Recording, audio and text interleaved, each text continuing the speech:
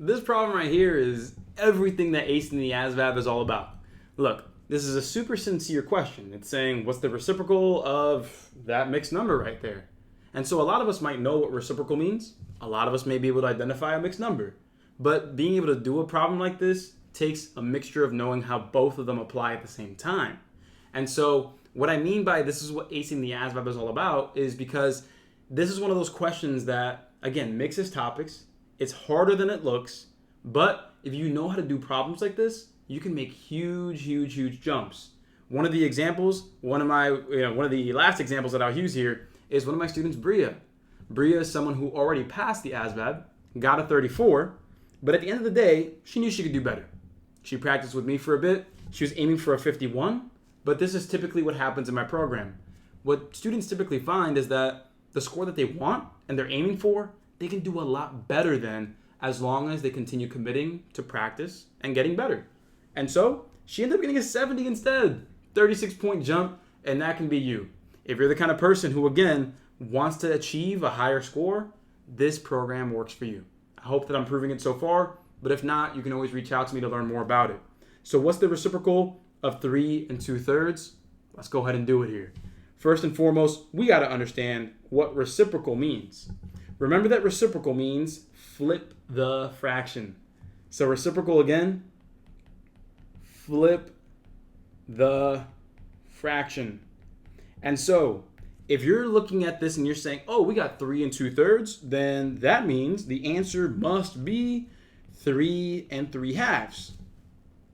No, that's not how to do it. So you need to flip the whole fraction. When you have a mixed number, that's not in fraction form. It's mixed. That's why it's called a mixed number. It's mixed between the whole number and the fraction itself. So we need to go ahead and turn this first into an improper fraction, and then we can flip it. That's the main thing that a lot of people miss out on, and that can turn a hard question into something very doable.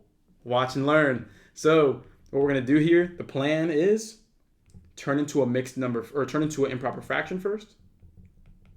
So turn into improper fraction form. And then from there, then we flip it. Then take the reciprocal. Then take the reciprocal. All right, so again, problems like this, they can be a real problem for you if you don't know how to handle it.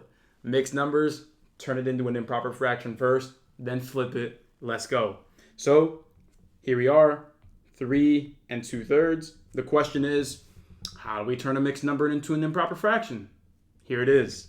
What you will do is you will take the whole number, multiply it by the denominator. So 3 times 3 is 9. Then you're going to add that number back to the top. That's all you'll do. That's all you got to do. Multiply the whole number by the denominator, because what you're saying here is, look, 3 is the number of wholes that we have, the number of whole fractions that we have. Then the denominator is, hey, the whole is this many pieces. So 3 times 3, that's 9 pieces. 9 pieces, add that to the 2 pieces you already have, and that's going to give you 11.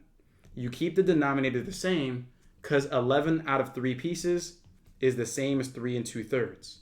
Hey, learn more about how you can get all of my classes, all of my practice problems with video solutions, and all of my study guides, practice tests, flashcard sets. Oh, and by the way, the ability to text me whenever you need help. Go ahead and learn about my ASVAB All-Access Program. Click the link in the description here, or shoot me a text at 567-698-8867 to learn more about it.